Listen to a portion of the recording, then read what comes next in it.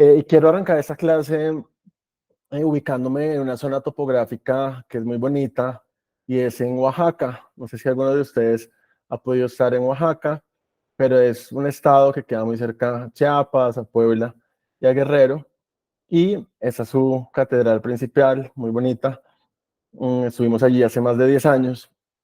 Esa foto inclusive pues, la tomamos allá, donde se ven unas montañas gigantes, unas pilas de grillos o chapulines, como le llaman en México, y aquí salgo yo tomándome o comiéndome con mi amigo Leo un súper, hiper, mega grillo tamaño gigante.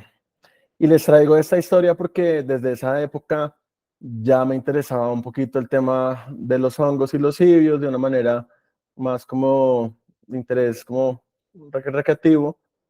Y traigo la historia porque en esta región nace María Sabina.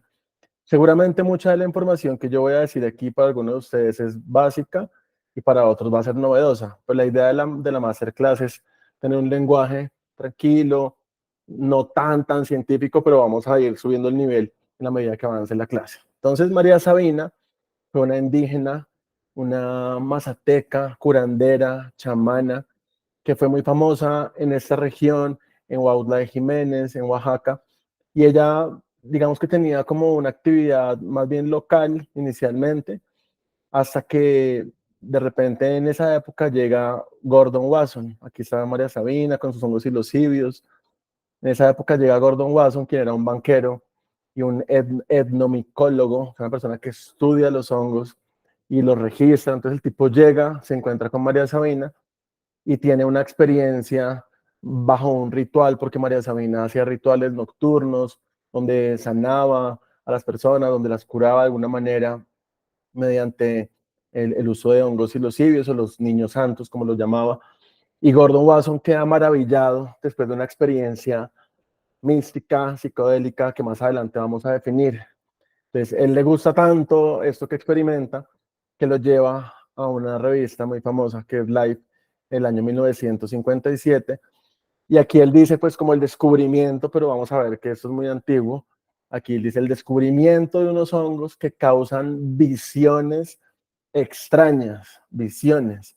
Y pues aquí hay toda una discusión de qué es lo que pasa a nivel visual con las personas que están en estados alterados de conciencia, y más adelante también veremos qué pasa a nivel neurobiológico, porque la clase está muy enfocada sobre todo a la relación de la psilocibina con el cerebro. Yo no voy a hablar de otras corrientes, de otras miradas antropológicas, ancestrales. Voy a hacer una mirada, esta es una clase desde una mirada neurocientífica y neurobiológica, porque eso tiene mucho por decir, psicología transpersonal, humanismo, entonces mi mirada neurocientífica. Bueno, entonces resulta que ese señor lo pone ahí en live y la gente empieza a ir en los 60, la contracultura, empiezan a desplazarse hacia donde María Sabina, él empieza a experimentar también con otros compañeros, gente que viaja, inclusive se dice que Mick Jagger, Jim Morrison y Bob Dylan tenían experiencias con este tipo de hongos, y con obviamente toda esta época el LSD también era muy importante. Entonces se crea todo un fenómeno alrededor de este pequeño pueblito, tanto que en algún punto María Sabina empieza a ser casi que condenada por las personas de su pueblo, estigmatizada porque hubo una explotación cultural, hubo una explotación intelectual también de su sistema de creencias, y al final no termina como tan bien reputada. Sin embargo, con el paso del tiempo, evidentemente María Sabina es una figura muy importante en ese tema de la psilocibina. Y digamos, ya avanzando hasta el año 2018, aparece Michael Pollan, que le recomiendo los libros de Michael Pollan, son de divulgación. Él es un escritor estadounidense. Y Michael Pollan entrevista a las personas que son, entrevista a los personajes involucrados en el renacimiento de la psilocibina. Se va hasta John Hopkins y entrevista a Ronald Griffiths, se va hasta el Imperial College y habla con David Nutt. La verdad es que el libro es muy bueno, inclusive está en español, se llama Cómo cambiar tu mente, y esto es lo que verdaderamente catapulta, porque divulga la información que estaba pasando y los hallazgos científicos hacia la comunidad, hacia la población, de una manera sencilla y con un lenguaje, digamos, fácil de entender. Tanto que Netflix pues saca su documental, entonces pues mucha gente llega a este tema de la psilocibina y de los hongos y los psicodélicos a través de Netflix. Pero digamos que ya hay una base mucho más sólida, que es lo que les voy a contar más adelante.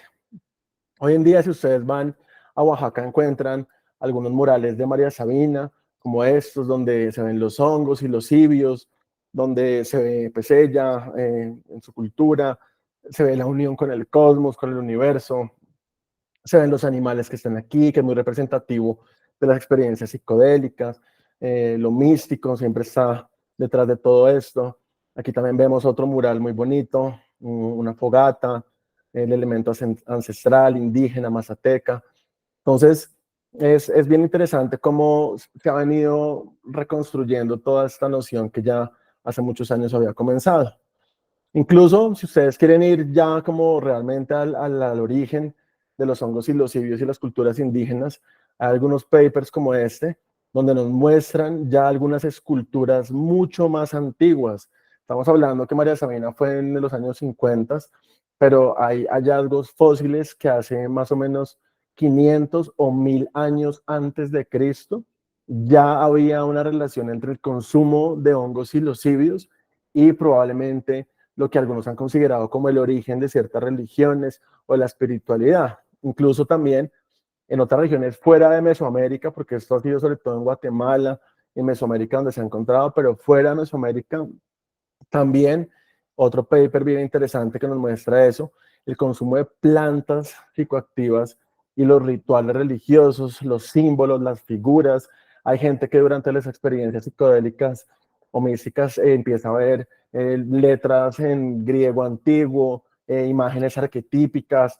Es decir, eso es una situación que no solamente se puede explicar desde la biología, sino que tiene otros aspectos, eh, no sé, ancestrales, mitológicos, y por eso yo creo que mucha gente le interesa el tema de la psilocibina, porque tiene muchas miradas antropológicas, transpersonales, espirituales. Entonces vean ustedes, por ejemplo, este dios, el dios hongo de dos cabezas, en Turquía también, en Ankara, todos estos elementos que tienen más de 2000, 3000 años, haciendo referencia ya a los hongos y los cibios y probablemente su relación con la religión. Ya para terminar esta introducción, pues hay otros que han sido más creativos en sus postulados, como por ejemplo Terence McKenna.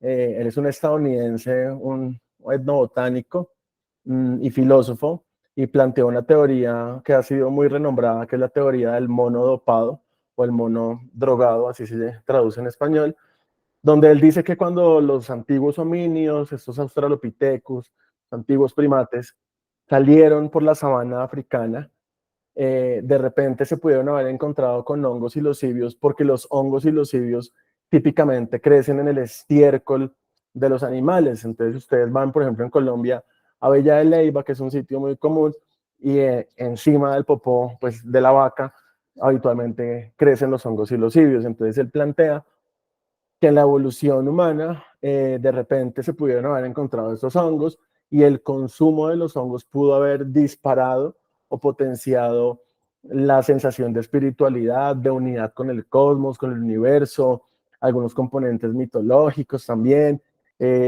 conductas prosociales. Otros dicen que pudo haber desarrollado el volumen del cerebro, porque vamos a ver dentro de poco que la psilocibina podría incrementar lo que se llama el BDNF, que son los factores neurotróficos derivados del cerebro. Entonces hay como toda, mejor dicho, unas teorías muy creativas.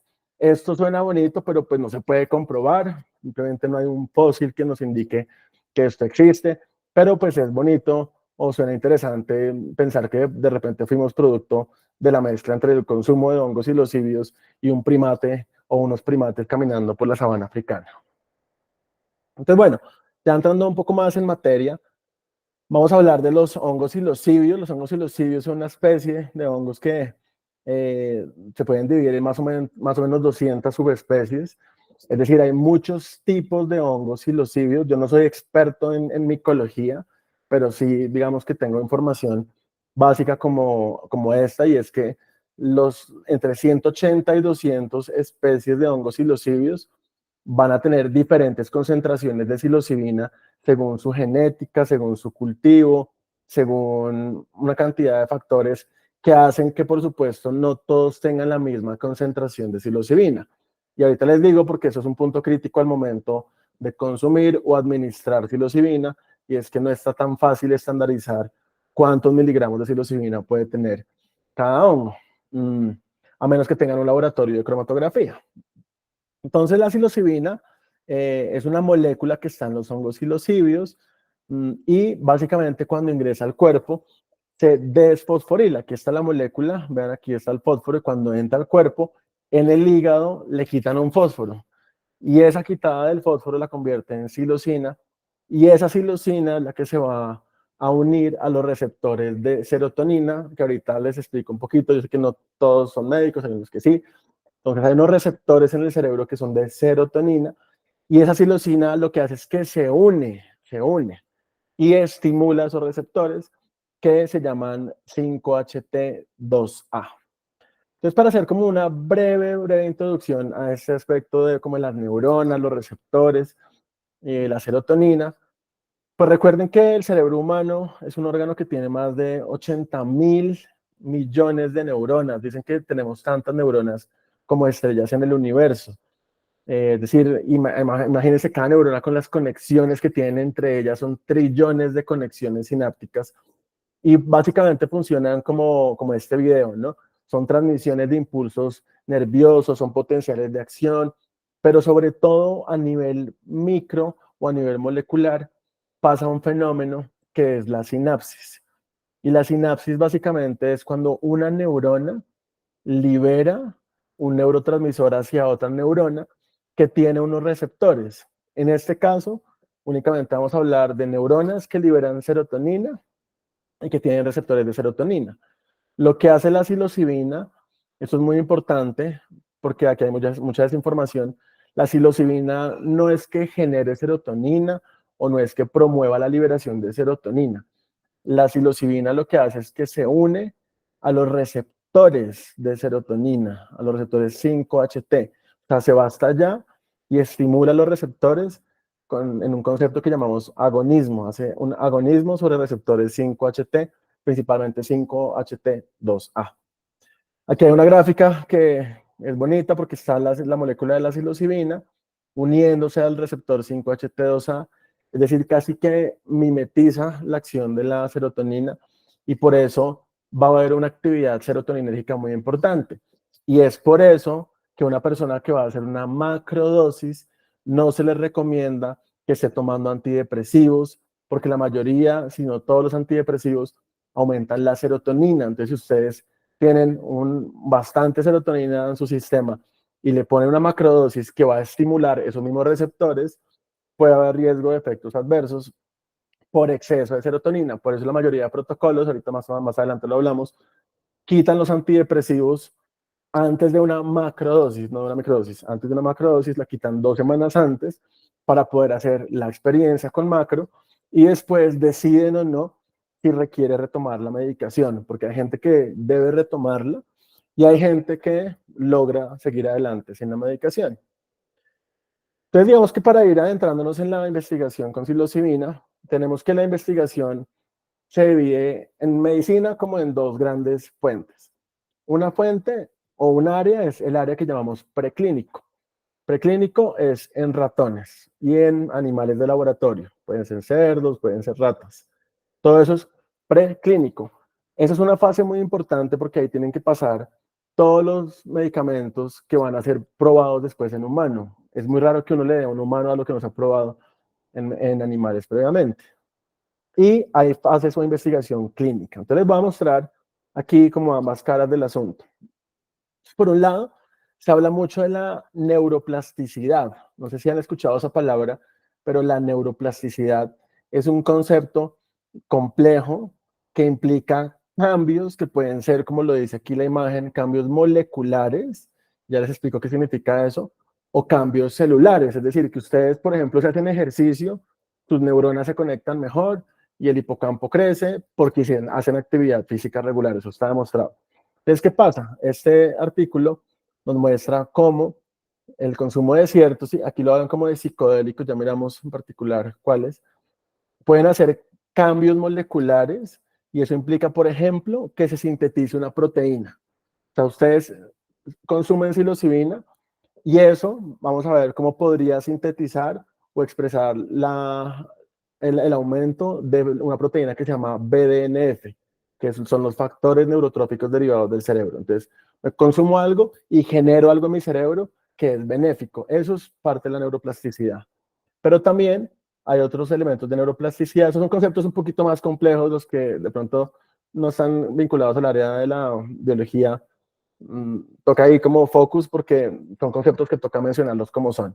Entonces, hay unos que son a nivel neuronal y se llaman neurogénesis. Neurogénesis es la capacidad para generar nuevas neuronas o que proliferen. Entonces, está demostrado, ya vamos a ver que si uno consume ciertas sustancias, por ejemplo, si ustedes hacen actividad física regular o hay dosis bajas de psilocibina o de LSD, puede haber neurogénesis en los ratones, que es donde estamos hablando, investigación preclínica, ¿listo?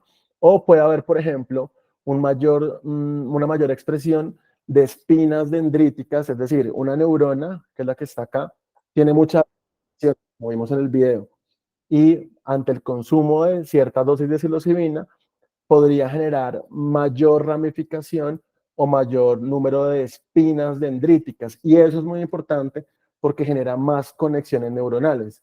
Casi siempre los adultos no estamos generando tantas neuronas, pero sí conexiones neuronales, que es lo que llamamos neuroplasticidad. Por ejemplo, aprender a tocar un instrumento genera nuevas conexiones neuronales, nuevas dendritas, recluta otras redes que están allí por debajo. Y otra forma de entender la neuroplasticidad es a través de la sinapsis, que ya vimos que la sinapsis es la unión de dos neuronas, porque pueden potenciar la sinapsis. Entonces, ya con esa introducción, vean que es un concepto complejo, la gente a veces habla como muy libremente de la neuroplasticidad y la psilocibina, pero realmente no es tan sencillo decir a qué nivel está generando un cambio neuroplástico. Entonces, uno de los ejemplos que les traigo, porque este es un tema que es denso en general, pero para que ya lo aterricemos, por ejemplo, a estudios como este. Entonces, toman un grupo de ratones y les dan una dosis que va entre 0.5 a 20 miligramos por kilogramo de psilocibina.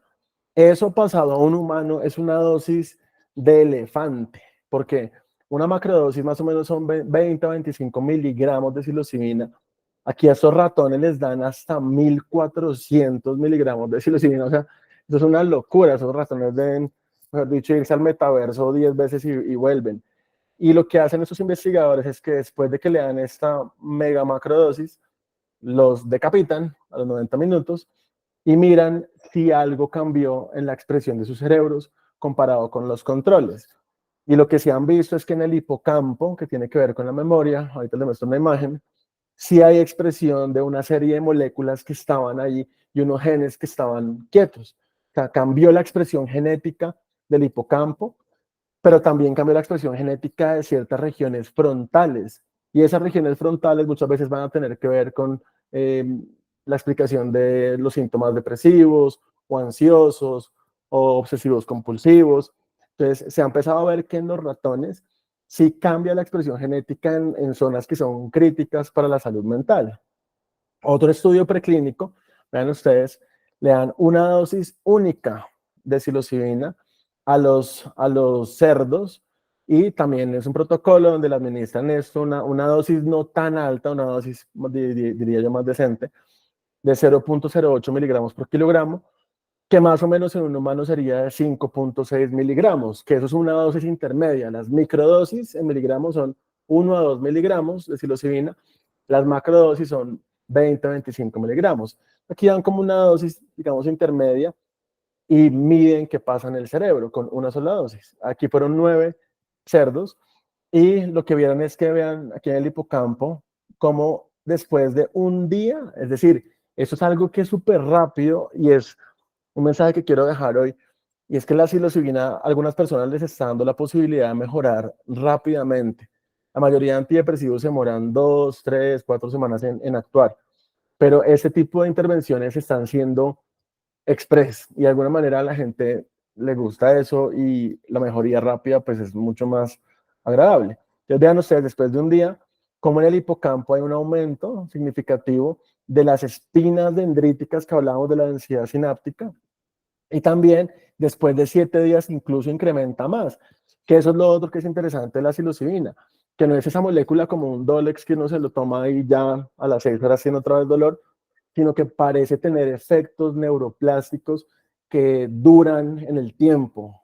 Son dosis únicas, pero pareciera que tienen una duración incluso de semanas, entonces es un paradigma bien diferente.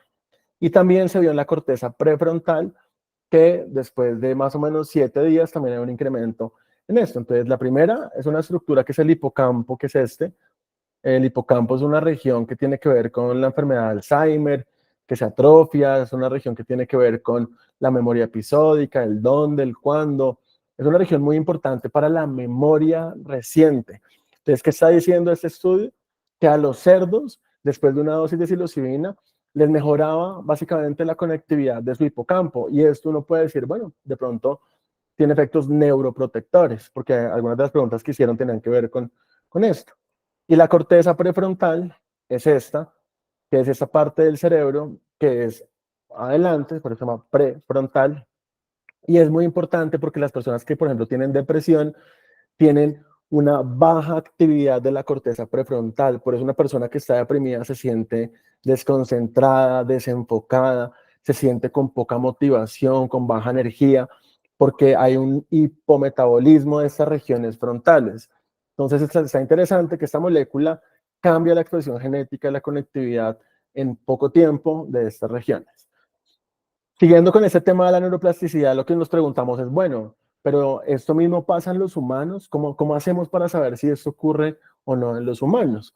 Y este es un paper muy bonito también que aborda justamente información que es preclínica, pero también aquí ponen human study, estudios en humanos. Con los humanos es muy jodido ver si tienen la neurona o la dendrita o la expresión genética porque no podemos, como en el estudio, decapitar un humano para ver si le salieron más neuronas o no. Entonces, ¿qué es lo que se hace? Se tiene una medida indirecta y esa medida indirecta es con una proteína que se llama BDNF, que es un factor neurotrófico derivado del cerebro. Esa proteína sí es bien interesante y sí se ha medido en humanos también, vean, después de 4 horas ya hay mayor expresión de BDNF, eso es muy rápido.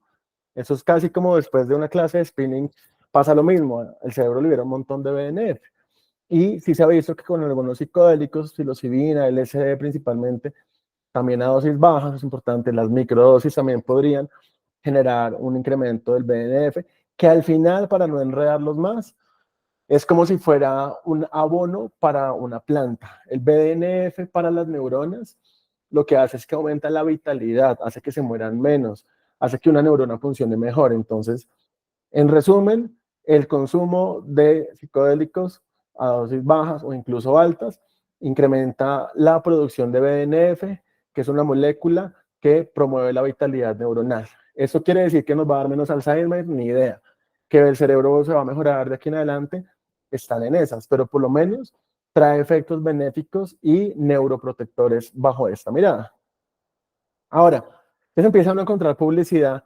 Yo les voy mostrando cosas que me van saliendo a mí en redes sociales. Entonces, vean ustedes, este tapé el producto, pero es el tipo de publicidad que yo me encuentro en Instagram. Entonces, serotonina, psilocibina, aumento de la serotonina. Entonces, no aumenta la serotonina. Entonces, hay mucha desinformación, hay mucha distorsión de verdad con este tipo de, para vender finalmente. Entonces, no aumenta la serotonina, esto es falso, esto no pasa. Estimula la neurogénesis. Yo le hubiera puesto, bueno, esto pasa en los ratones y pasa en los cerdos. Yo hubiera puesto, estimula la producción de BDNF. Lo que pasa es que eso no vende, ¿verdad? Pero realmente es lo que uno podría decir. Ya que aumenta la creatividad, que mayor enfoque, más adelante vemos un poquito de la evidencia. Entonces les voy a poner un breve video, no dura mucho, de ese señor que se llama José Morales. José Morales es un doctor en neurociencias y en neurobiología y publica muchísimo de ese tema, pero sobre todo lo estudia en la ayahuasca, que ustedes saben que es la planta con la cual se genera las experiencias con yagé, y tiene una molécula que se llama DMT o dimetiltriptamina. Entonces, él en su abordaje le preguntan, bueno, ¿y usted qué cree que finalmente si la gente consume yagé o psicodélicos, eso le va a generar más neuronas, neurogénesis? Y vean la respuesta, más ahí de aquí, y les pongo un minuto de entrevista de José para que ustedes tengan la noción de qué dice un neurocientífico al respecto. Entonces, me dicen ahí si les Nosotros aparece. lo que hacemos en el laboratorio es intentar buscar fármacos que a las células madre neurales las digan, oye, que tenéis que formar neuronas porque tenemos una patología. Entonces, las células madre formen esas neuronas.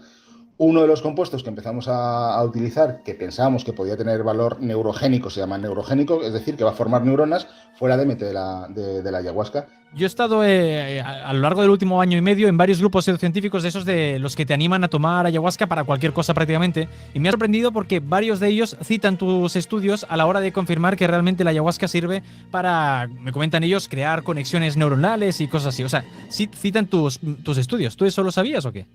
No lo sabía. Me estoy enterando ahora. Lo que pasa es que, claro, aquí cada uno se agarra lo que puede para venderte su producto.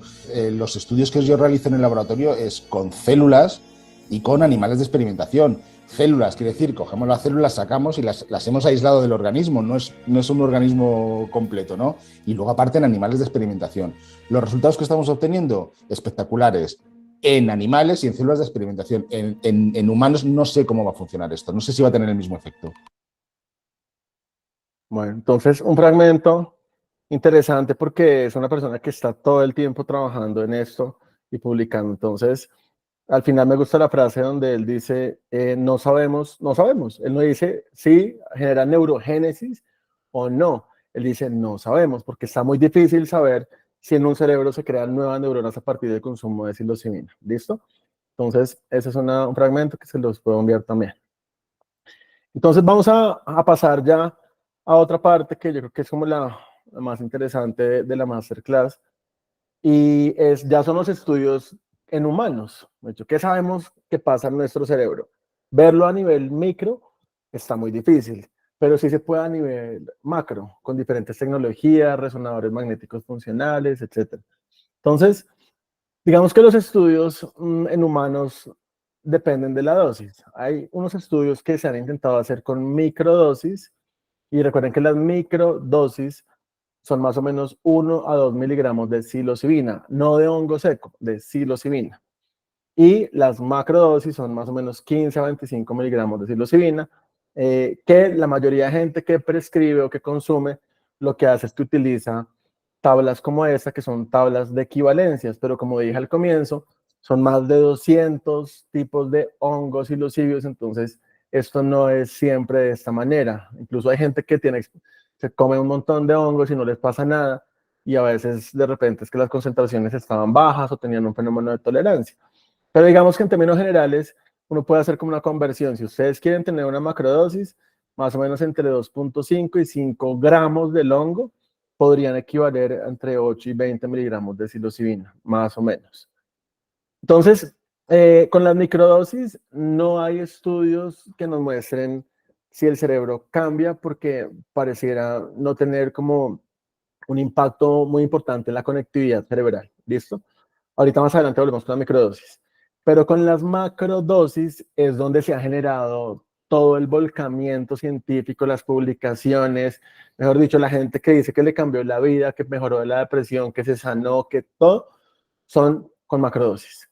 Entonces, una persona que tiene una macrodosis de psilocibina es una persona que en un contexto controlado, donde hay como un set que es la intención, donde hay un setting que es el entorno, tiene una experiencia que ha tenido muchos nombres. Se llaman experiencias psicodélicas, experiencias místicas, estados expandidos de conciencia, estados alterados de conciencia. De hecho, hoy en día ya no se le llama ni siquiera psicodélicos, sino enteógenos, que los enteógenos promueven un contacto como con un Dios interior, enteos dentro del Dios que se genera en mí, enteógeno. Entonces, había una serie de cambios en la terminología, pero básicamente una experiencia psicodélica estaría compuesta por 3 ejes fundamentales, y esto es bien importante. Es una persona que se come una macrodosis, después de un tiempo, media hora, 45 minutos, 2, 3 horas, tiene un pico. y en ese pico empiezan a sentir cosas que son muy difíciles de sentir en un contexto habitual. Por ejemplo, se sienten que no son ellos mismos, se sienten que se derriten. Michael Pollan decía que cuando él consumió se explotaba en papelitos que volaban. Otras personas sienten que se derriten, que se fusionan con el cosmos, con el universo, que se mueren, que pasan la línea de la vida y de la muerte. Y vamos a ver por qué eso se empezó a utilizar en personas que tenían cáncer terminal para tratar el miedo a morir. A veces puede producir ansiedad, eso es una ansiedad transitoria, porque uno no quiere sentirse que se va a morir. Hay gente que dice, tome los signos vitales, hágame algo porque me estoy muriendo y los signos vitales están bien. Entonces, un efecto adverso frecuente es la ansiedad transitoria, pero también muchas veces hay sensación de pérdida de los límites, de un estado como espiritual elevado, de experiencia de unidad con las cosas. Yo tenía una paciente que me decía cuando lo hizo que se sentía como en Avatar, que abrazaba los árboles, se quedó mirando un pedacito de pasto donde había una hormiguita que daba vueltas y vueltas y se quedó una hora ahí mirando el movimiento de la hormiga. Es decir, hay gente que tiene una sensación como de resignificar la vida y la existencia, y eso es muy importante porque las personas que tienen depresión profunda, depresión severa, que han perdido como el gusto por la vida, que han perdido el norte, el propósito superior, muchas veces el sentido de existencia, a veces este tipo de experiencia les ayuda a resignificar, pero esto es en el marco de una psicoterapia también. Esto más adelante les explico un poquito, pero esto no es que uno solamente ahí hace todo, puede que sí, pero mucha gente necesita interpretar lo que pasó en esa experiencia, dentro de otras porque las experiencias son muy complicadas de verbalizar, y a eso se le llama la inefabilidad. Otro elemento es la parte perceptiva, que es muy típica de los psicodélicos, y son las imágenes caleidoscópicas, los fractales, las figuras geométricas, la nitidez, la exacerbación de los colores, las sinestesias, que es un campo que a mí me ha gustado investigar en algunas personas, cómo las personas pueden ver los sonidos. Ese tipo de experiencias típicamente se acompañan de sonidos, de frecuencias, y las personas pueden empezar a ver los colores de la música, que es un fenómeno que se llama sinestesia adquirida. Entonces es una experiencia muy particular que no se consigue fácilmente en otros escenarios. Si uno quiere más o menos entender lo que puede estar pasando, les recomiendo a Alex Gray, que es un pintor, que él es un pintor psicodélico, entonces consume altas dosis de psicodélicos y empieza a pintar lo que está viendo. Entonces tiene pinturas como estas o pinturas como estas. Seguramente no es que él se sienta así, pero es una forma de representar eso, como ese estado, como tan humano, ¿no? Como tan escueto de la humanidad. Entonces, para entender qué es lo que pasa entre la psilocibina y el cerebro, esa es la parte ya como más neurocientífica de la clase, y al final si tienen preguntas repasamos o volvemos a la diapositiva, pero digamos que hay como dos modelos neurocientíficos que nos explican por qué una persona tiene esta experiencia que estamos diciendo. O sea, qué pasa en el cerebro de alguien que está fusionado con el cosmos, que está viendo fractales, que si se estallan papelitos, que ve todo como Avatar. ¿Qué pasa en el cerebro? Entonces hay un modelo que es el modelo tálamo cortical, ya les explico qué es esto. Y hay otro modelo que se llama el de pensamientos relajados por los psicodélicos, que tiene que ver con la red neuronal por defecto. Es el primero, que es el modelo tálamo cortical. El tálamo es una estructura cerebral muy importante, que es como la pepa del aguacate. Es una estructura central. Si ustedes abren hacia el cerebro, encuentran el tálamo.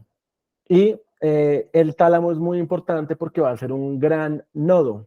Un nodo, es decir, un punto donde la mayoría de la información que viene de los sentidos, o sea, lo exteroceptivo, va hacia el tálamo y para, es como un peaje, y se pare, y después se siga.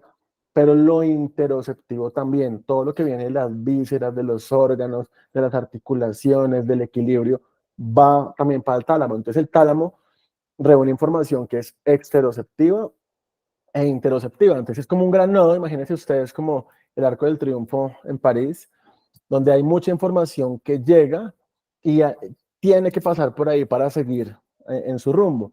Entonces en esta gráfica les muestro lo siguiente. Por ejemplo, la información visual, aquí está el ojo, para en el tálamo, y después de que para en el tálamo, sigue para la corteza occipital o visual. O sea, uno para poder ver tiene que parar acá. Por ejemplo, la audición va subiendo por el tallo para en el tálamo y después sigue para la corteza auditiva. El gusto va subiendo también, para en el tálamo y sigue. Es decir, el tálamo, y este es el mensaje que quiero que les quede, el tálamo es un filtro, se llama el filtro talámico. Entonces, ¿qué pasa?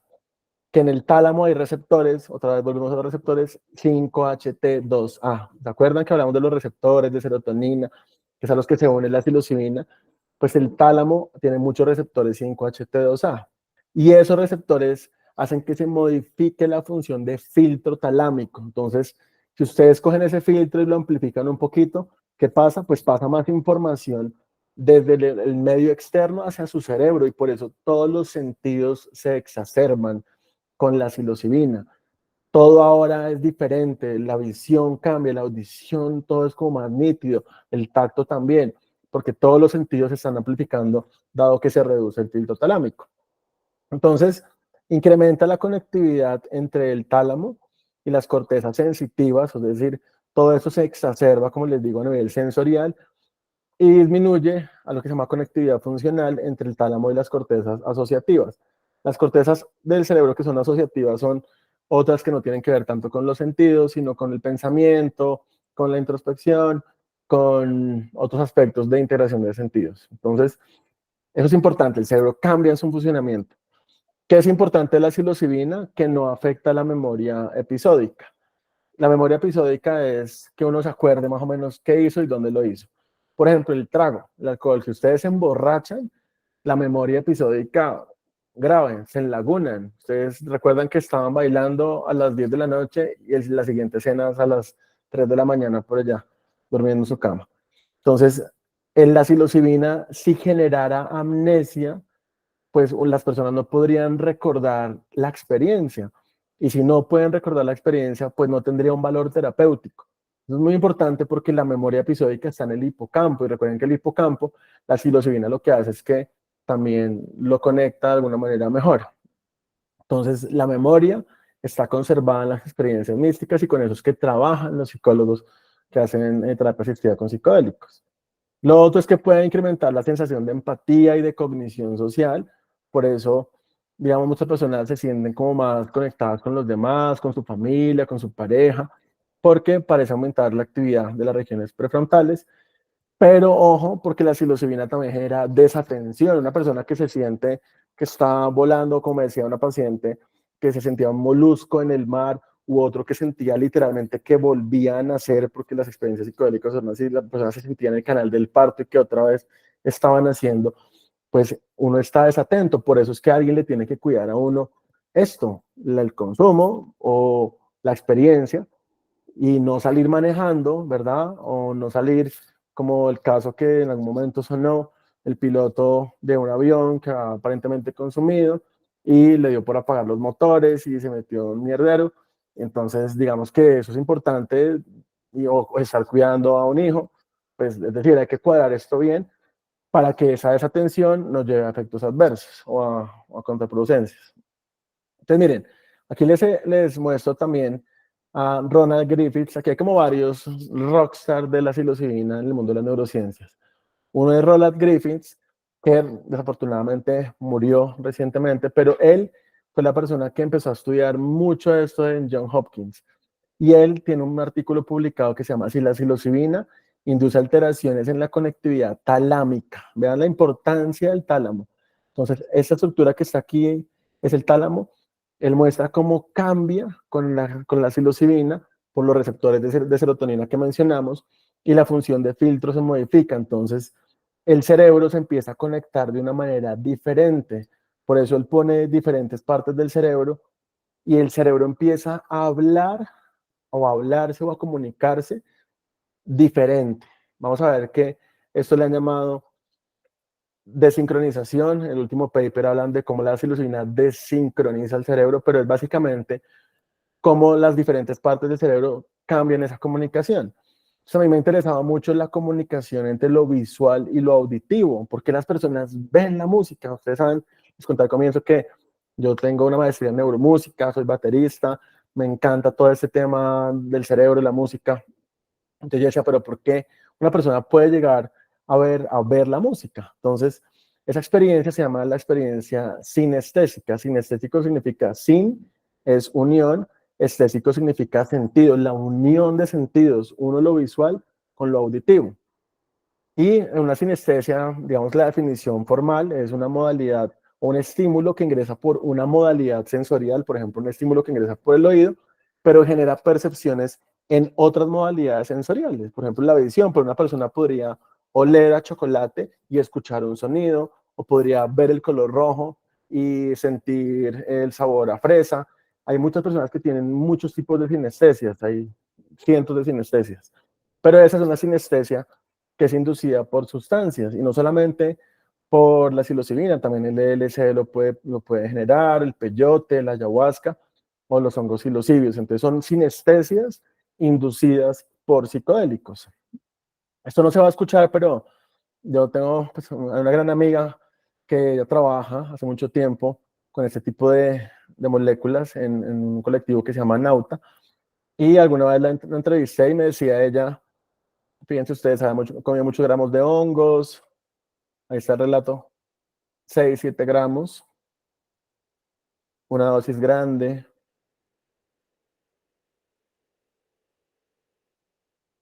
Empecé a ver la energía, los colores de la energía, música de meditación estaba sonando y ella podía verlas en colores. Las ondas se movían en colores, color morado, naranja. Ese tipo de experiencias son muy propias de los psicodélicos. Ella es Natalia, ella es una artista psicodélica de Argentina. También les puedo pasar el Instagram, tiene unos cuadros muy bonitos. También alguna vez la entrevisté, me decía que estaba en un arroyo con su pareja, un amigo, lleno de tréboles. Ahí estaba un escenario muy bonito, unas cascadas, muchos tréboles. Y ella, cuando los miraba, sentía como si todos los tréboles estuvieran cantando. Imagínense esa escena, un coro de tréboles en una montaña como parte de una experiencia de fusión con la naturaleza. Y ella decía, cada vez que los miraba los podía sentir y las notas resonaban en su cabeza. Estaba con un compañero y cuando ella mira al compañero, le ve toda la cara iluminada y está toda llena, llena de tréboles. Entonces ella pinta ese cuadro, que es muy bonito, con su compañero lleno de tréboles, porque los tréboles le estaban cantando, y es un cuadro que se lo compré ya hace unos años. Incluso otro amigo, Henry, me ayudó a hacer, le decimos Junior, una ilustración muy bonita de la psilocibina, una persona que está como en estado meditativo, trascendental, cómo se crean lazos o redes hacia la naturaleza, en esa sensación como de unión o de fusión con el entorno, pero también cómo los hongos de alguna manera son el protagonista de las ondas, que aquí se beats, music, y cómo se ven las ondas de diferentes colores. Entonces, a veces el arte nos ayuda a ponerle como algún tipo de imagen o representación a lo inexplicable, a lo inefable que puede ser una experiencia de este estilo. Entonces, ese fue el primer modelo, que es el modelo tálamo cortical, ¿listo? Y vamos a pasar ya al otro modelo que se llama de pensamientos relajados, y aquí les presento a los otros dos rockstar de este mundo, de las neurociencias y la psilocibina, que es Robin Carhart Harris y David Nutt. Ellos están en el Imperial College London, que es probablemente la institución que ha hecho famosa la psilocibina en este momento en el planeta. Entonces, como les contaba, la psilocibina o la psilocina en particular se une a los receptores de serotonina, 5-HT2A.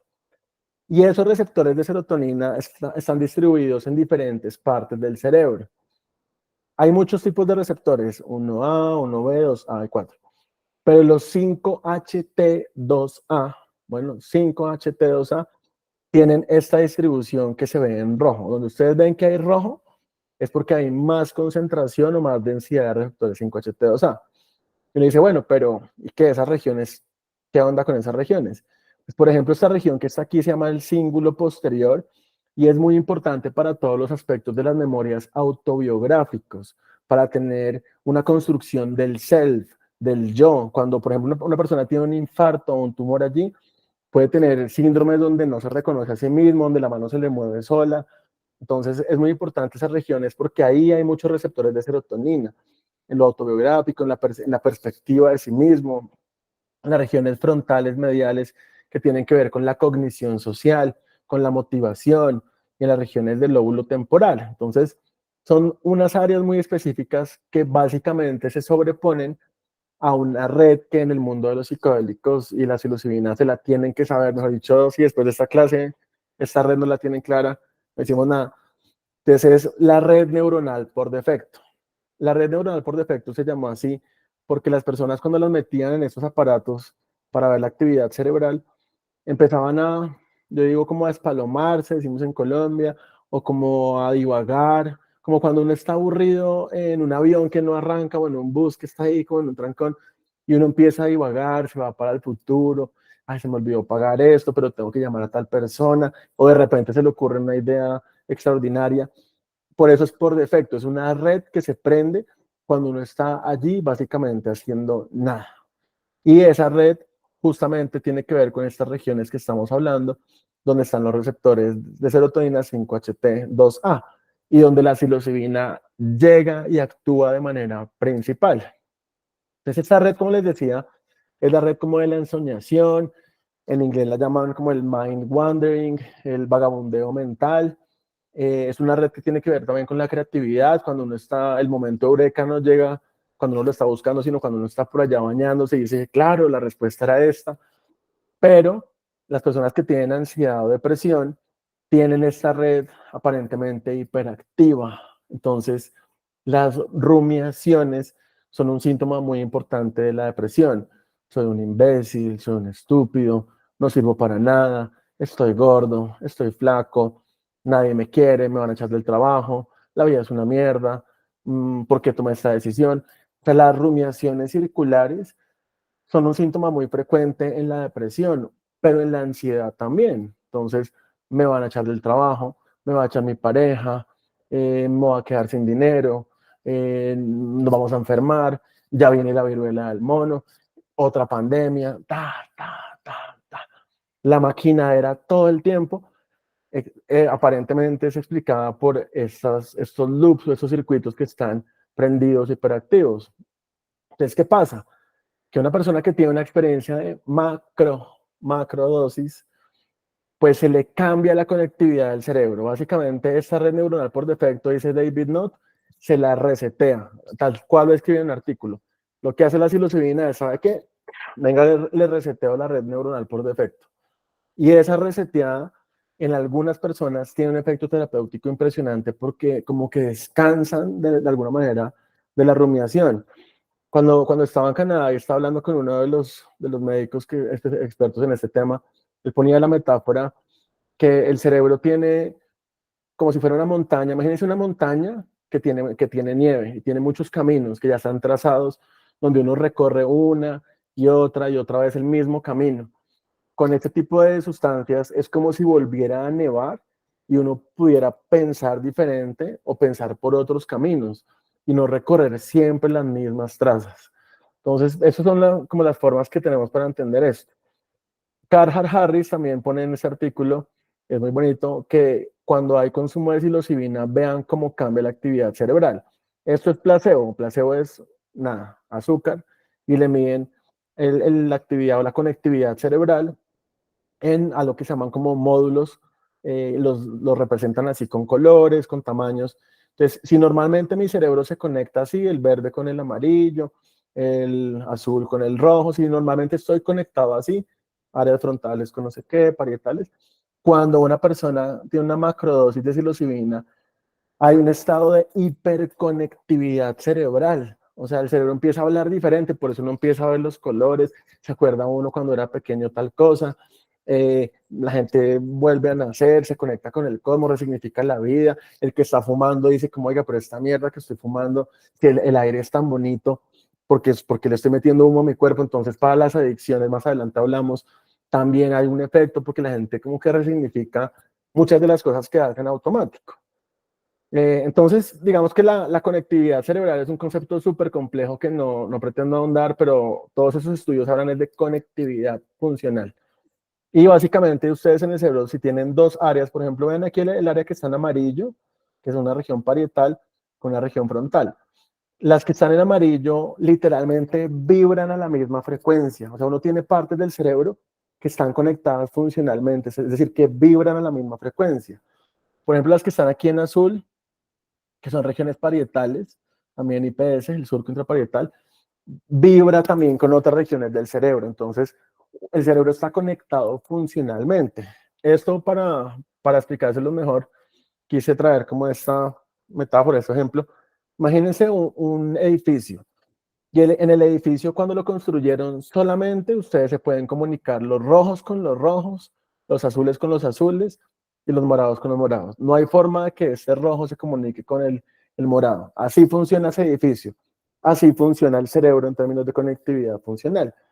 Cuando una persona tiene un consumo de una macrodosis de psilocibina, la conectividad funcional cambia. Entonces ahora el que estaba aquí en rojo puede hablar con el del segundo piso y el del tercero, el azul también.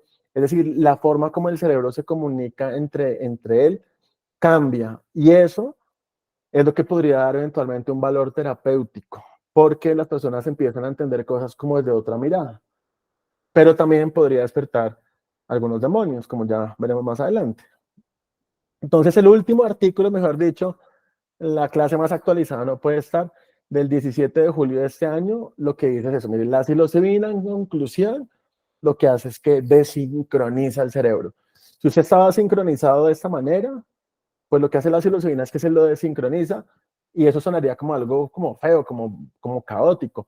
Y de hecho la psilocibina y el LSD al principio en los 70s se estudiaban para simular la esquizofrenia, se llamaban psicótico-miméticos, pero los psiquiatras la consumían para entender al paciente con esquizofrenia, a ver cómo es que estaba pensando, pero después se dieron cuenta que era muy diferente, la gente no tenía paranoia, no escuchaba voces que le hablaban y que lo maltrataban, no dejaban de trabajar, es decir, no es una experiencia esquizofrénica, es una experiencia muy introspectiva, para algunas personas transformadora.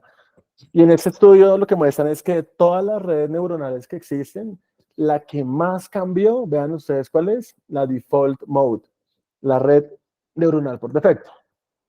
Y esto lo muestran aquí en algunas gráficas que no voy a entrar a ahondar, pero quiero que les quede ese mensaje. Principalmente la red neuronal por defecto, la que parece cambiar, modificarse por el consumo de psilocibina a macrodosis, y eso nos lleva a estados introspectivos diferentes.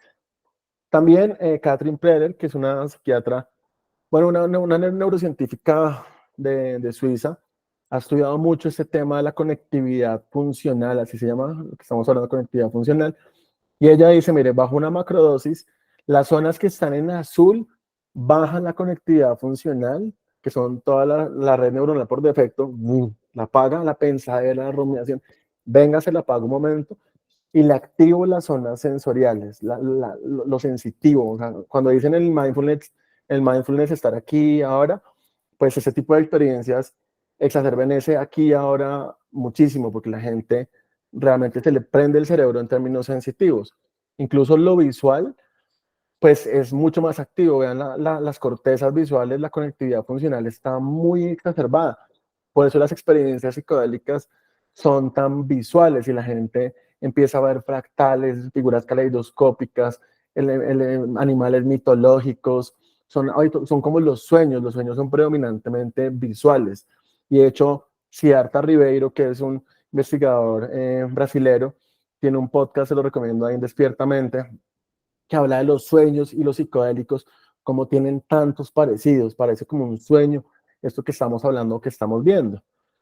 Entonces, en resumen, Katrin Preller dice, miren, lo que pasa en el cerebro con la psilocibina es que hay estados de hiperconectividad cerebral, sobre todo en las regiones sensitivas, y hay estados de hipoconectividad cerebral o funcional en las zonas que se llaman asociativas o de la red neuronal por defecto. Entonces, volvemos ahí un poquito con la parte más introspectiva. Este se lo recomiendo también para los que son psicólogos. Y ellos lo que están diciendo en este punto es, mire, lo que hace finalmente la psilocibina con su cerebro, la experiencia mística, expandida de la conciencia, es así. Cuando una persona consume un psicodélico, la actividad neuronal en el cerebro se vuelve más desorganizada, menos predecible, lo que refleja un aumento de la entropía cerebral. La entropía es un concepto de la termodinámica que implica la incertidumbre, un poco el caos. Este aumento de la entropía está asociado con la percepción de un mayor número de conexiones inusuales entre diferentes partes del cerebro, lo que hablábamos. Empiezan a haber una comunicación atípica, lo que puede llevar a experiencias sensoriales, emocionales y cognitivas intensas y a menudo novedosas. Entonces, lo han planteado también como, desde el punto de vista psicoanalítico, que los psicodélicos relajan las defensas. ¿Qué quiere decir eso? Uno para estar en el día a día trabajando, coja el bus, maneje, salude a su señora, despídese, tiene que tener una cantidad de información como reprimida o en el inconsciente, porque uno no podría estar todo el tiempo con el trauma en la cabeza, con la experiencia difícil en la infancia, en la adolescencia, porque nadie podría estar invadido por lo traumático en el día a día. Entonces todos reprimimos información. Carl Harris, que nada más de ser neurocientífico es psicoanalista, lo que dice es que básicamente es como si uno hiciera un psicoanálisis express. A mí no me gusta verlo así porque hoy en día somos muy impulsivos, queremos todo rápido, pero hay gente que dice, mire, con una experiencia de macrodosis es como si hubiera hecho un montón de psicoterapia. Y es porque revela muchos aspectos del inconsciente, revela los conflictos, y aquí es donde se puede poner problemático el asunto si no está bien llevado, porque una persona que lo hace en un contexto no, digamos como no regulado o con alguien que no tenga una experiencia o con un producto que no sea adecuado, puede terminar encontrando cosas de sí misma que no va a saber qué hacer. Por ejemplo, tuve un paciente que hizo una experiencia de macrodosis y encontró que había sido abusado sexualmente en el colegio y por eso le tenía fobia al colegio. Y hasta ese momento se dio cuenta que había sido abusado. Si ustedes no saben qué hacer con esa información, pueden terminar peor o pueden terminar haciendo, no sé, un intento de suicidio porque se dieron cuenta de una experiencia traumática. Entonces la psilocibina es muy interesante, pero también puede sacar esta información que es dolorosa, que es inconsciente, que está reprimida, y por eso debe hacerse siempre en un contexto donde se sepa el manejo, se sepa contener ese tipo de experiencias. Entonces, en resumen, para terminar la parte neurobiológica, ya pasamos a la evidencia, con eso acabamos. Al final, la psilocibina lo que hace en el cerebro es incrementa la conectividad de las cortezas sensitivas. ¿Cuáles son las sensitivas? Las que están aquí en color morado. Incrementa esa actividad funcional y disminuye la actividad de otras regiones que las que están aquí en azulito, que son las cortezas asociativas. ¿Listo? Si tienen preguntas, me cuentan ahorita al final. Vamos a pasar a otra parte que es la evidencia. La evidencia en medicina es, bueno, ¿qué se ha estudiado? Porque la evidencia no es como que a mí me fue bien, entonces por eso sirve. Yo hice microdosis, entonces me sirvió y como me sirvió, entonces le sirve a todo el mundo. Eso es un autorreporte de caso. La evidencia es un poquito más allá de eso. De la evidencia con microdosis, ¿qué nos dice la ciencia de las microdosis que están tan de moda? Microdosis, para los que no saben, son esas dosis pequeñitas de 1 o 2 miligramos que vienen casi siempre en unas cápsulas que ahorita ya miramos un tema de esto. Entonces, el primer estudio que les traigo es uno que hicieron unos investigadores muy reconocidos, como Paul Stamets, donde básicamente había gente que estaba en su casa tomando psilocibina y hacía autorreportes. Entonces, imagínense ustedes 1000 personas tomando microdosis en su casa y otros 1000 que no. Entonces, los que estaban haciendo microdosis hacían un reporte en línea y decían, ¿sabe qué? Yo me siento mal, me siento bien o me siento excelente. Y los que no estaban tomando microdosis también reportaban. Entonces, ¿qué encontraron con esta metodología de autorreporte? Que sí, nuestros estudios o hallazgos documentan que hay una mejoría en el estado de ánimo y en la salud mental de las personas que están haciendo microdosis. Entonces uno dice, bueno, realmente mucha gente sí obtiene un beneficio de hacer microdosis, la gente se siente mejor, pero es objetivo medirlo así. Entonces empezaban a hacer estudios comparados con placebo. Placebo es una pastillita que tiene psilocibina microdosis y otra pastillita que tiene azúcar. Y ambas se parecen mucho, uno no sabe si le están dando una a la otra. Entonces cuando han empezado a comparar con placebo, este grupo holandés quedó completamente desilusionado, porque vieron que no había una diferencia realmente ni para síntomas de ansiedad, ni para depresión, ni para el bienestar. Es decir, cuando ustedes les ponían placebo a un grupo y a otro, la gente reportaba básicamente lo mismo, no había una diferencia estadísticamente significativa. Entonces dijeron, ah, mi madre, entonces, bueno, vamos a ver si se puede hacer otro estudio. Estos fueron los hallazgos, vean ustedes, placebo estaba acá en esta escala versus psilocibina, aunque bajaban un poquito en estrés, no era significativo. Y por ejemplo, en depresión, miren ustedes, la escala puntuaba exactamente lo mismo con los de placebo y con los de psilocibina, es decir, no había una diferencia. Con ansiedad bajaba un poquito con psilocibina, pero realmente no era significativo. Entonces, conclusión de ese estudio, hacer microdosis es lo mismo que placebo. Después, otros que fueron mucho más rigurosos con la metodología de Federico Cabana, dijeron, bueno, vamos a hacer un estudio doble ciego, aleatorizado, mejor dicho, con todas las de la ley, pero vamos a medir lo que la gente reporta, si tienen más creatividad, si eleva el ánimo, si mejoran el focus atencional, todo lo que promocionan, que de alguna manera yo creo que sí puede ser real lo que la gente siente, pero cuando lo miden con placebo, ¿qué pasó? Acorde a nuestros resultados, las dosis bajas de psilocibina resultaban en un efecto subjetivo, digamos, interesante, con algunos cambios electroencefalográficos, pero sin evidencia de mejorar el bienestar, el well-being, la creatividad o la función cognitiva. O sea, cuando aplicaban escalas de creatividad, de atención, de memoria, la gente estaba igual que cuando tomaba placebo. Entonces, me dicen, ¿será que estamos midiéndolo mal? Pero porque la gente dice que sí le sirven las microdosis, ¿qué estará pasando allí? Que cuando lo hacen con placebo da lo mismo. Y ya para no darle tanto palo a este tema, el último estudio también, o de los últimos, del mismo grupo que publica David Nutt y Carl Harris, ellos dicen, miren, ¿sabe que al final lo que encontramos nosotros, aquí no se está cansando de ver, pero los hallazgos sugieren que la psilocibina, las microdosis de psilocibina tienen un efecto placebo muy importante. El efecto placebo es que si usted le tiene fe a esa microdosis, si el doctor es súper querido, su psicóloga, si usted le llega una cajita hermosa, decorada con honguitos, y le dicen esos honguitos están intencionados para mejorarte, uno se los toma con la intención de mejorar, pues se mejora, se mejora. Que eso es lo importante a final de cuentas, se mejora de lo que usted esté queriendo mejorar, de su estado de ánimo, de la cognición, de la creatividad. Pero digamos que el efecto placebo parece tener una importancia muy importante, una relevancia muy importante con las microdosis. Otro tema que me preguntaban ahí también en el cuestionario, que si le puedo dar a mi abuelita que tiene Alzheimer, porque como genera nuevas neuronas, ¿no? Como hace neurogénesis y sinaptogénesis, pues entonces se la doy a mi abuelita que tiene Alzheimer. Pues ni idea. La verdad es que el único paper que uno encuentra de esto es, miren, pues puede estimular neurogénesis, cambios neuroplásticos, reduce la inflamación, pero eso pasa en ratones, como decía el investigador que les mostré, y la verdad es que pues hay que hacer estudios, porque simplemente no se sabe y tampoco se saben pues los efectos adversos en un adulto mayor.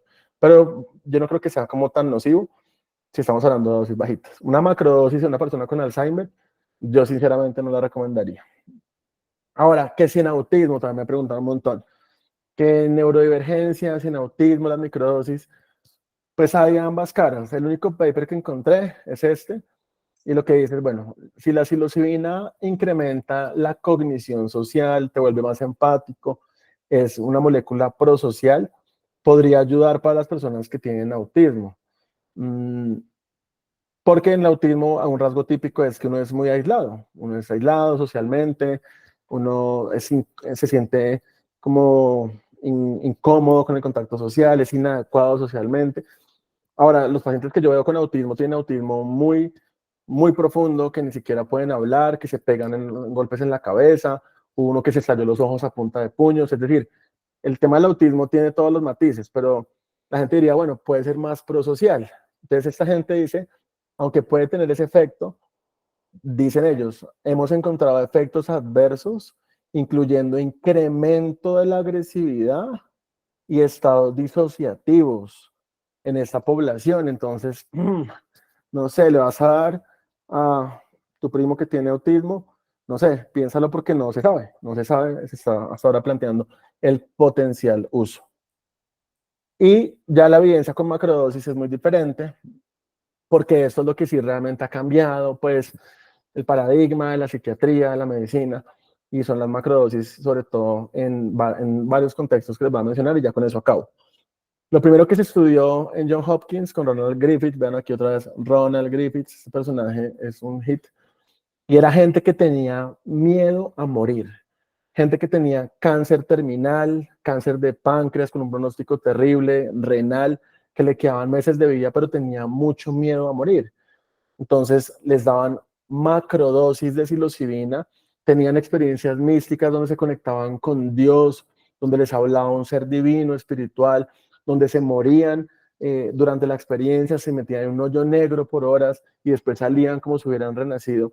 Eso a la gente le quitaba el miedo a morir. Y eso es algo que ningún otro psicofármaco lo tiene o lo da. Que no se le quite el miedo a morir después de una experiencia, no te lo da antidepresivos, antipsicóticos, nada. Entonces empiezan a publicar ese tipo de elementos en esta población con muy buenos resultados. Hoy en día hay grupos en cuidados paliativos que utilizan psilocibina como parte del acompañamiento de fin de vida. Y ya en el 2016, sobre todo estos grupos, empiezan a tomar personas que tienen depresión refractaria. Depresión refractaria son personas que tienen depresión y que no mejoran. Hasta el 30% de las personas con depresión les dan 1, 2, 3 antidepresivos, haga psicoterapia, haga ejercicio y no mejoran. Entonces se llaman refractarios porque no responden, no son no respondedores. Entonces empezaban a darle a sus pacientes macrodosis de psilocibina en un contexto controlado. ¿Qué es controlado? Ellos tienen sus consultorios como este, hay 2 terapeutas entrenados, son psicólogos clínicos, neurocientíficos, gente que sabe qué hacer ante una emergencia o sabe cómo llevar ese tipo de procesos, y los acompañaban 6 a 8 horas, que es lo que dura una experiencia de macrodosis. Y después, como parte del proceso, los involucraban en una psicoterapia asistida por psicodélicos, es decir, arrancaban psicoterapia, hacían macrodosis, otra vez psicoterapia, muchas veces hacen una segunda toma y después siguen con su psicoterapia asistida con psicodélicos. Y esto empezó a mejorar muchísimo, pero fue una locura. Entonces, ¿qué pasaba? Miren, esa es una escala que es de depresión, que es la escala de Beck. La gente tenía puntajes altísimos, 30, 40, casi 50. Por encima de 14 es positiva esta escala. Imagínense, toda esta gente estaban muy deprimidos, depresión severas, moderadas. Después de una sola toma de psilocibina, en una semana, vean la caída tan dramática de todos los síntomas depresivos. La gente mejoraba y llevaban años estando deprimidos y que ningún otro medicamento les sirviera. Entonces, claro, pues esto empezó a llamar mucho la atención. Aquí fueron 12 pacientes, aunque vean que mejoraban, y muchos de ellos con el tiempo otra vez empezaban con algunos síntomas. Por eso es que eso tampoco es curativo, es decir, decirle a una persona que yo le voy a curar su depresión con la psilocibina es falso. Puede que le ayude, puede que mejore, puede que en algunos casos realmente sí se cure porque nunca más le volvió a dar, pero prometer eso es muy difícil porque vean el comportamiento. Son muy pocos los que bajan y siguen realmente bien en los 3 meses. La mayoría de ellos bajan en síntomas y con el paso del tiempo tienen ciertas reemergencias, que es lo que yo he visto también en algunos pacientes que van a mi consulta y que han hecho macrodosis. Después de 3, 6, 8 meses, deben tener otra vez la experiencia o debemos arrancar otra vez antidepresivos. Bueno, pero prometer curación es muy difícil en este contexto. Después lo compararon con otros antidepresivos como el escitalopram y ya el número de personas era mayor. Fíjense, llevan en 30 personas con psilocibina, 30 con escitalopram, y encontraron básicamente que la respuesta era muy similar a un antidepresivo, con la ventaja que la psilocibina se toma, me la tomo hoy y me la tomo a los 21 días en este estudio, y con 2 tomas me aguanta para 6 meses más o menos el efecto terapéutico. Entonces no tengo que tomarme todos los días el escitalopram de aquí en adelante, sino que hago 2 macrodosis, cada una con 2 o 3 semanas de diferencia. Eso cambia un poquito, pero los efectos son estables en el tiempo.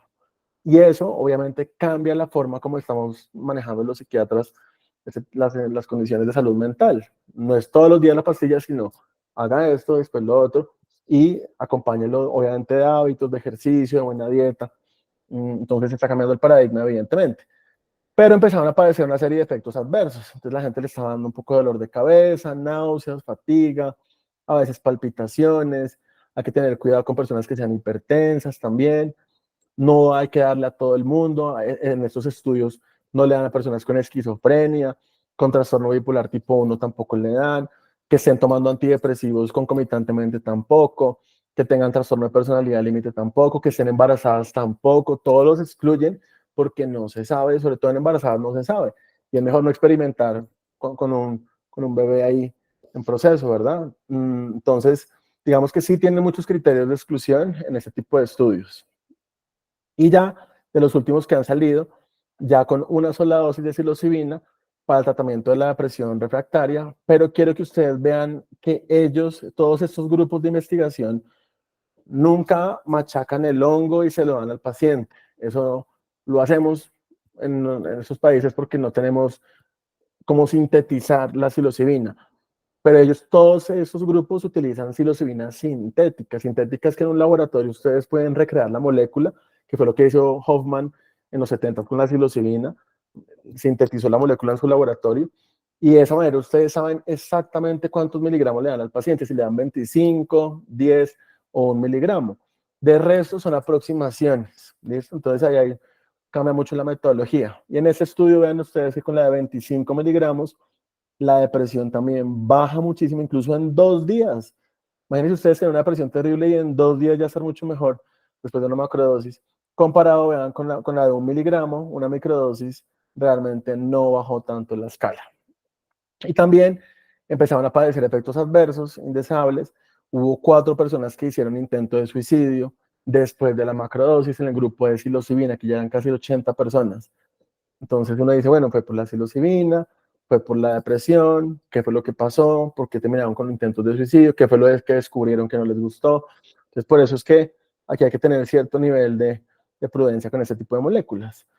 En bipolar, también me preguntaban ustedes, bipolares, pues se ha estudiado sobre todo en trastorno bipolar tipo 2. La bipolaridad puede ser tipo 1, que es la que hacen manía. La manía es unos estados donde las personas están muy, muy, muy exaltadas. Y en el bipolar tipo 2 hacen como unas exaltaciones chiquitas que se llaman hipomanías y episodios depresivos recurrentes. Es en bipolares tipo 2 sí se hizo un protocolo con psilocibina, les fue también muy bien, es decir, no estaría contraindicado bipolar tipo 2. En tipo 1, que son los que hacen manía, sí está difícil porque hay estudios que muestran efectos adversos. Ahora, en adicciones, que también muchos de ustedes preguntaban en adicciones, esa es una revisión que le pueden tomar fotos, les va a llegar la grabación también.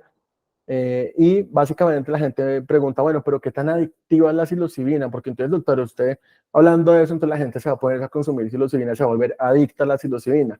El riesgo de la adicción a la psilocibina es más bajita que el de la cafeína, o sea, se vuelve uno más adicto al café primero que a la psilocibina. De hecho, vean ustedes esta gráfica, el riesgo de adicción con el alcohol, que eso sí es legal, ¿no? Es altísimo y mucho más nocivo con la heroína, con la cocaína, con el tabaco, la nicotina súper adictiva. Pero ¿quién está de último en la fila? Los honguitos. Lo menos adictivo de toda esta lista es los hongos. Entonces la gente no se vuelve adicto a los hongos, que es una pregunta muy frecuente. Y por el contrario, la psilocibina se puede utilizar para sacar a algunas personas de las adicciones. Aunque los estudios son muy pobres en metodología en general, lo que nos muestran, y espérense, borro aquí, es dos cositos, no, chin, chin. Lo que nos muestran sobre todo son dos contextos principales para tratar adicciones. Uno, en trastorno por consumo de alcohol, es decir, gente que tenga problemas de alcoholismo, parece que les puede ir muy bien con experiencias de macrodosis, como lo revelan, como 1 o 2 estudios apenas hay, pero la gente le ha ido más o menos bien. Y lo otro es el tabaco, porque como les digo, las personas resignifican su consumo, pero yo, ¿por qué me estoy intoxicando si el aire es tan bello, el aire es tan bonito, se produce en la naturaleza? La gente resignifica eso, o el alcohol también, me quiero cuidar, esa sustancia es nociva, me estoy envenenando, entonces la gente resignifica mucho el consumo. En trastorno obsesivo compulsivo, hay solamente algunos reportes de caso también con psilocibina. De hecho, en el documental de Netflix entrevistan a un tipo que tiene un trastorno obsesivo y él le toca soltar el control. La persona obsesiva necesita control de todo, compartimentalizar la vida, seccionar todo, simetría, orden. Entonces, la gente con TOC en este tipo de experiencias les toca soltar, rendirse a la experiencia, ríndase, ya está ahí con esto. Cuando la persona suelta, descansa, porque no tiene que estar todo el tiempo en la necesidad de controlar y controlar y controlar. Entonces parece que también les puede servir. Y ya por último, y con eso termino de abrirme las preguntas, voy a hablar de algunas precauciones. Bueno, en, aunque esto hace parte de la medicina ancestral y no es terreno de nadie, esto no le pertenece a los psiquiatras, esto no le pertenece a los antropólogos, esto es terreno multidimensional. Digamos que hay gente que está empezando a hacer una cantidad de cosas que no salen en ningún lado. Entonces yo tengo un montón de pacientes que me han dicho, no, es que hicimos rapé antes de la experiencia de macrodosis, me dieron una copa de aguardiente, me la tomé antes de tomarme, me fumé un porrito ahí, entre todos los rotamos. O sea, hay una cantidad de pseudo protocolos ahí que no están en ningún lado, por lo menos descritos. O el tema de las ceremonias tampoco se sabe. Es decir, yo tengo ambas versiones, gente que me dice que le ha ido bien, que se sintió en comunidad. Ninguno de esos estudios lo hicieron en ninguna finca con fogata y guitarra. Eso es algo que estamos haciendo de una manera más ancestral, ritual. Pero también he tenido pacientes que me dicen, mire, es que el de al lado todo el tiempo estuvo llorando y gritando. Entonces fueron 6 horas donde yo estaba intentando centrarme en mí y el otro grite, llore, pues que estaba en lo suyo. Pero es decir, la parte ceremonial siempre es benéfica versus algo más independiente, individual. Eso es lo que no se ha estudiado, pero ahorita me cuentan ustedes qué opinan.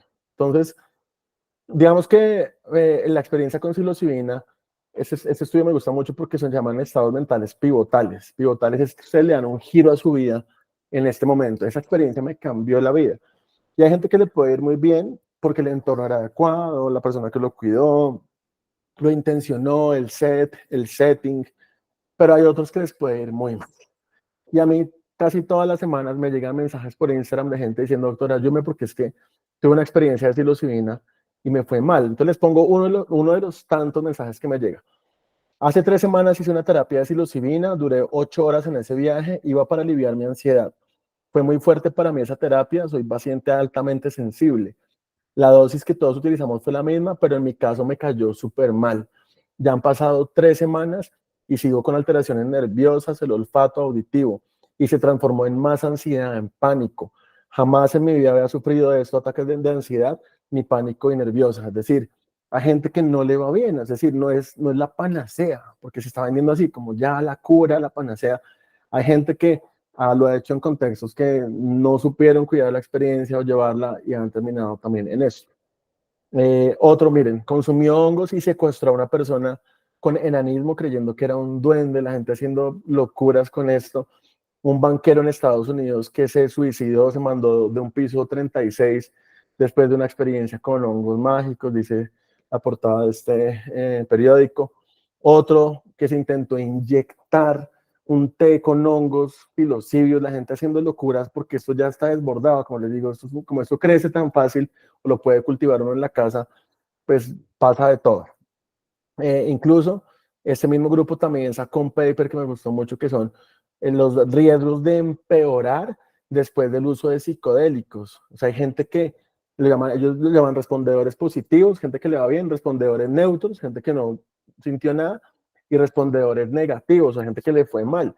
Y dentro de todos estos, sobre todo hablan de personas que tienen trastornos de personalidad. No es que a todos les pase, pero son los que más riesgo tienen de que les vaya peor en la experiencia si tienes un cuadro de personalidad límite, aunque no es que esté contraindicado.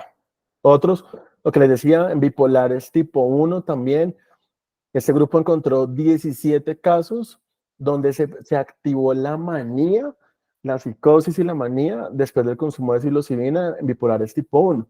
En tipo 2, como les digo, es un poco más seguro, entonces yo tendría precaución si tengo bipolar tipo 1 o si tengo paciente bipolar tipo 1, pues no administrarlo así. Otro caso, fíjense ustedes, un caso prolongado de manía, psicosis y depresión severa después del consumo de psilocibina. Una mujer de 32 años estaba tomando antidepresivos, se puso paranoide, dejó de dormir, entró en un episodio mixto y terminó hospitalizada. Otra también, un episodio de manía. Casi todos ellas eran bipolares, que la psilocibina despertó a la bipolaridad que ya tenían y estaba latente. 21 años, también se fue con sus amigos, hizo 2 macrodosis recreativas en una finca y terminó diciendo que tenía poderes especiales, que tenía telepatía, que se podía comunicar con otras personas, que le iban a hacer daño, que le iban a matar. terminé diciendo kill me, kill me, kill me, yo quería ya que la mataran, entonces hay gente que no le va del todo bien. Incluso uno que hizo una falla renal, eso sí me parece muy raro, pero un tipo que hizo una falla renal aguda después del consumo de psilocibe cubensis. Por eso es que detrás de todo esto tiene que haber siempre una mirada un poquito médica, o tiene que haber alguien que sepa de psicología clínica, o por lo menos que le tome la presión al paciente que le va a administrar la psilocibina, porque hay gente que no le va bien, es lo que yo llamo el efecto paella. El efecto paella es, si ustedes le dan paella a 100 personas, probablemente 99 les parece una delicia, y uno termina hospitalizado en la unidad de cuidados intensivos por una alergia severa, por un shock anafiláctico. Entonces, así pasa con la psilocibina. Ustedes velen a 100 personas, pero de pronto una de estas termina, en este caso, en manía, en psicosis, entonces tienen que filtrar muy bien, por eso estos grupos tienen criterios de inclusión, criterios de exclusión, para pues, no entrar en daños a las personas. Y ya con eso finalizo. Comentarios finales, pues estamos en una era de pañales, ¿no? Hasta ahora está es un renacimiento psicodélico, pero estamos chiquitos, todavía se está estudiando. Lo que pasa es que esto ya está divulgado, esto ya ha crecido muchísimo, pero en términos de ciencia estamos todavía en una etapa muy primitiva, muy preliminar, y por eso hay cosas que todavía ni siquiera se saben si funcionan o no funcionan. Entonces les recomiendo dos cosas. Filtren muy bien. Si ustedes son pacientes, filtren muy bien quién les va a administrar la psilocibina. Es un arquitecto desempleado que vio una oportunidad de negocio y cogió la finca que tiene en Cota y mete 15 personas con fogata y guitarrista y les está cobrando $1.000.000, porque eso cobran algunas experiencias, entre 800 y 1.000.000, y simplemente al siguiente día todo el mundo para su casa. Entonces, filtren bien quién les va a dar la experiencia, si los van a acompañar en una psicoterapia o no. Y si ustedes son prescriptores o psicólogos o médicos, entonces tengan en cuenta a sus pacientes, filtren un poco lo que estamos hablando, esquizofrenia, bipolar tipo 1, miren el tema de los trastornos de personalidad. Y lo otro es que utilicen medicamentos de calidad. Digamos, no de medicamentos, yo como soy médico hablo de medicamentos, pero productos de calidad. Utilicen productos de calidad, que en mi criterio es la razón por la cual yo hablo un montón de esto, investigo, echo lora, pero yo, Juan Manuel, no prescribo psilocibina. ¿Por qué razón? Porque resulta que para que un producto así sea natural tenga calidad, requiere que el ente regulador, que es el INVIMA, en Colombia o en Estados Unidos la FDA, le ponga un sello, o por lo menos un registro de que eso que usted está produciendo tenga lo que se llaman buenas prácticas de elaboración, es decir, que la persona se lavó las manos, que las concentraciones de psilocibina corresponden a las que usted quiere dar, que no está contaminado con otros hongos, con otras bacterias, que no le añadieron otras sustancias, porque eso también puede pasar, que tiene una fecha de vencimiento. Entonces, yo por el cuidado que le tengo a mis pacientes, no formulo porque no conozco ningún producto que tenga registro en VIMA o que sea con la elaboración de calidad. Entonces, ¿qué encuentro yo? Que hay microdosis que están súper contaminadas. Eso lo hemos hecho con algunos investigadores de la Universidad Nacional. Entonces, pues ustedes la compran por Instagram, pero ustedes no saben si que las encapsuló, tenía un mierdero ahí, se lavó las manos o no. Hemos encontrado en algunas Streptococcus fecalis, ¿no? Ya saben de dónde viene. Entonces, pues quién sabe. Otra también tenía cafeína, entonces estaba la microdosis y le pusieron un shot de cafeína, claro, para que la gente se sintiera alerta, despierta, anímica. Entonces, las microdosis de esa empresa están buenísimas, pero lo que tienen son cafeína. Otro tenía acetaminofén, seguramente para bajar el dolor. Entonces, no sabe uno si les echan otro tipo de cosas. Entonces, el tema de no tener productos regulados es complicado. Por eso, yo les recomiendo que aprendan a hacer cultivos. Hoy en día hay cursos de cultivos de psilocibina súper buenos. Los honguitos crecen en la casa, en condiciones de humedad. Es mejor tener un buen cultivo asesorado por alguien o alguien de mucha confianza, que meterse a redes sociales, que se lo manden por Mercado Libre y que vayan ustedes a saber qué les están dando. Entonces, bienvenidos al Renacimiento Psicodélico. Bueno, es un punto de intersección muy interesante entre la ciencia y la espiritualidad, cosa que no se daba hace mucho tiempo en la medicina. Y bueno, ahora sí pasamos entonces a las preguntas. Déjame aquí que se trabó esto, pero bueno, ya aquí, esa es mi Instagram para los que pues no me siguen. Tengo un podcast que se llama Cerebro Musical, lo pueden encontrar en Spotify, en YouTube. Aquí en mi página también hay algunas cosas, hay un blog.